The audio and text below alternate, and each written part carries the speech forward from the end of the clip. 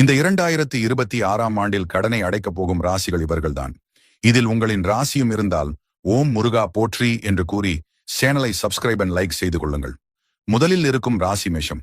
உங்களின் கடனை முழுமையாக அடைக்கும் வழியை கேது பகவான் அமைத்துக் கொடுப்பார்.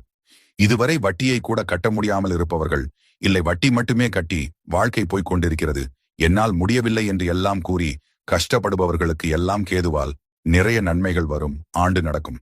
ஏதாவது ஒரு வழியில் இந்த கடன் தொல்லையை விட்டு வெளிவருவீர்கள். வருமானங்கள் இரட்டையாக மாறும். இல்லை கைவிட்டு போன சொத்துக்கள் உங்களுக்கு வந்து சேரும். இதனால் முற்றிலும் உங்களின் கடன் அடையும். அடுத்ததாக கன்னிராசி. இவர்களுக்கு இந்த ஆண்டில் முற்றிலும் கடன் அடைந்துவிடும்.